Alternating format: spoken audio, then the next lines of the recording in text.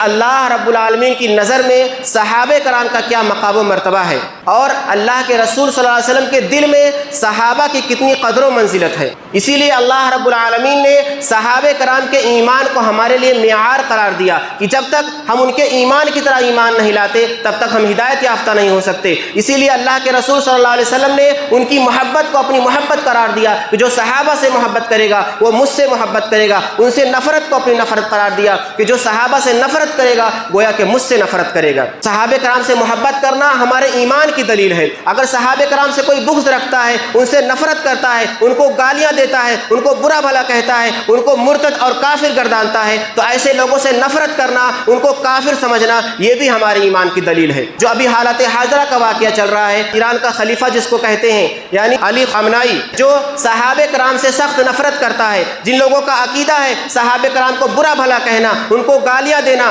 دو چار صحابہ کو چھوڑ کر کے باقی سارے لوگوں کو مرتد اور کافر سمجھنا، اما عائشہ صدیقہ رضی اللہ تعالیٰ عنہ پر زنا کا الزام لگانا، ان کے اوپر تہمت لگانا، ان کو گالیاں دینا اپنا دین کا حصہ سمجھتے ہیں۔ کیا ایسے لوگ جب انتقال کر جاتے ہیں، ایک کافر سے ان کی جنگ ہوتی ہے، وہ خود بھی کافر ہے اور جنگ بھی کافر سے ہو رہی ہے، تو دونوں کی لڑائی ہوتی ہے اور اس کا انتقال ہو جاتا ہے، تو کیا ایسے شخص کے مرنے پر ہم سوگ منائیں گے؟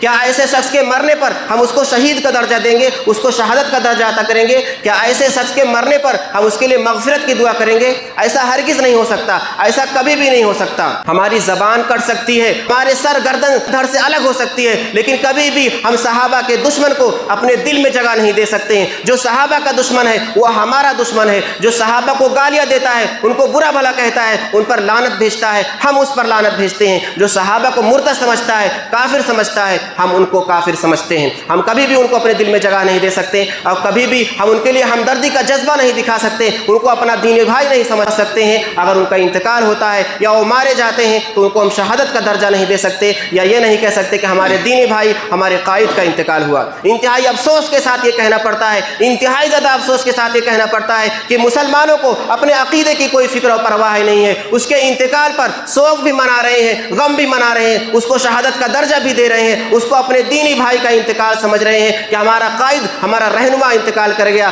شہید ہو گیا، اس کے لیے نماز جنازہ بھی پڑھ رہے ہیں۔ کتنے شرم کی بات ہے، کتنے شرم کی بات ہے۔ اللہ رب العالمین کے دربار میں کس منہ سے حاضر ہوں گے کہ جو صحابہ کو گالیاں دیتا ہے، جو صحابہ کو برا بھلا کہتا ہے، جو اما عائشہ صدیقہ رضی اللہ تعالیٰ عنہ پر زنا کے الزام لگاتے ہیں، ان کو گالی دینا، ان کو برا بھلا کہنا، ان پر لعنت بھیجنا اپنے دین کا حصہ سمجھتے ہیں۔ ایسے لوگوں کے مرنے پر غم ہوتا ہے، ایسے لوگوں پر مرنے پر ان کو شہادت کا درجہ دیتے ہیں۔ یہ کیسے مسلمان ہیں؟ انتہائی شرم کی بات ہے۔ شرم سے مسلمانوں کو ڈوب مرنا چاہیے کہ کیا منہ لے کر کے اللہ کے سامنے حاضر ہوں گے، اور کس منہ سے اللہ رب العالمین سے جنت کا سوال کریں گے، کس منہ سے جہنم سے بچنے کی دعا کریں گے۔ تو اپنے ایمان اور عقیدے کی حفاظت کرنے کی ضرورت ہے۔ مسلمان اپنے ایمان اور عقیدے کی بنیاد پر کسی کو اپنا دینی بھائی سمجھتا ہے، اور ایمان اور عقیدے کی بنیاد پر کسی سے نفرت کرتا ہے۔ جو ہمارے ایمان اور عقیدے کے مطابق نہیں ہے وہ کافر ہے، وہ کبھی ہمارا دینی بھائی نہیں ہو سکتا۔ جو صحابہ کو گالیاں دے، جو صحابہ کو برا بھلا کہے، ان پر لعنت بھیجے، وہ ہمارے لیے محبوب نہیں ہو سکتا، اس کے لیے ہمارے دل میں کوئی جگہ نہیں ہو سکتی۔